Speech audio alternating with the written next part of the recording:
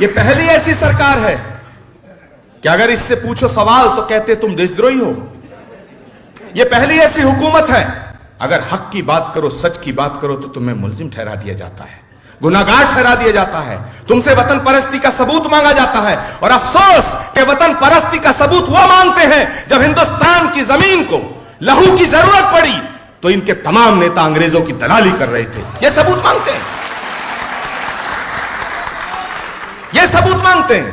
और मैं डंके की चोट पे कह रहा हूं, हिंदुस्तान की आवाम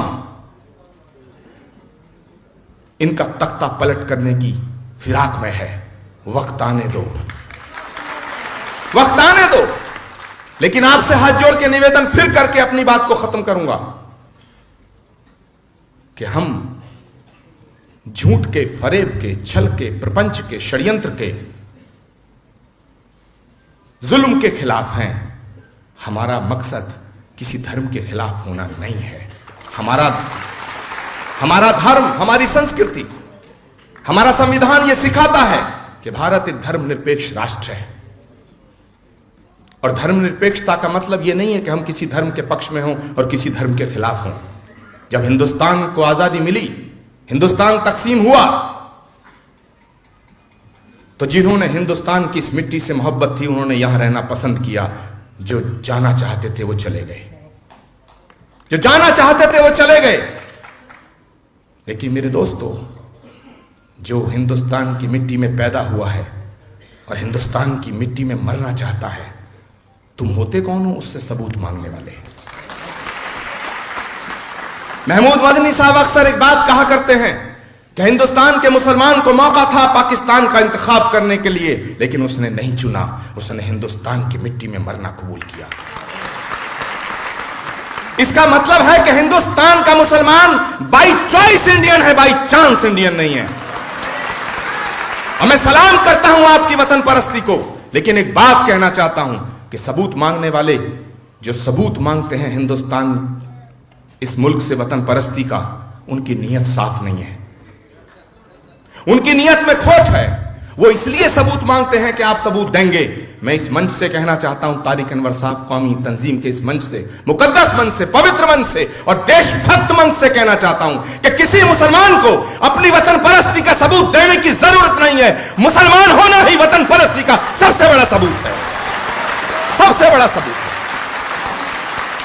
जो इस्लाम सिखाता है कि मां के कदमों में जन्नत है, वो मादरे वतन की तौहीन की इजाजत कैसे दे सकता है?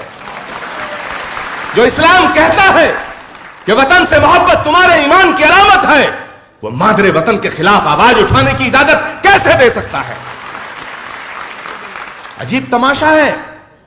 मेरे दोस्तों, मैं अपनी बात खत्म करने से पहले कहना चाहता हूं कि हिंदुस्तान की आवाम, हिंदुस्तान का नौजवान, हिंदुस्तान का हर वो बहन और भाई महात्मा गांधी की संतान है, भगत सिंह की संतान है, अशफाक की संतान है, वीर अब्दुल हमीद की संतान है, सुभाष चंद्र बोस की संतान है, पंडित जवाहरलाल नेहरू की संतान है।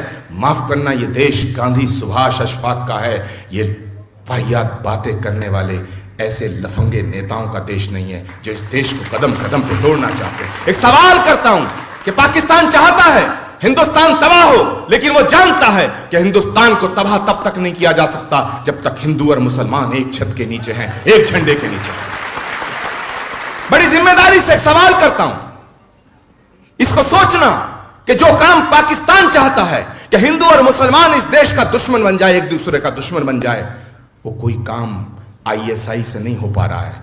वो इस देश में हुकूमत कर रही पार्टी के नेताओं की रोज बयानबाजी से हो रहा है, बयानबाजी से हो रहा है। मेरे दोस्तों, दीवारें दिलों में खड़ा होना शुरू हो गई हैं। मैं आपको जिम्मेदारी से बात कर रहा हूं। मीठी मीठी बात करना, गोलमोल बात करना मेरी आदत नहीं है। दीवारें दिलों में खड़ा होना शुरू हो गई हैं। इन खड़ी होती दीवारों को यहीं ढाना होगा, तब यह हिंदुस्तान बचेगा। जहां तक हुकूमत का सवाल है, हुकूमतें आती जाती रहती हैं। कितने आए, कितने चले गए। जो कल था वो आज नहीं है, और जो आज है वो कल नहीं रहेगा।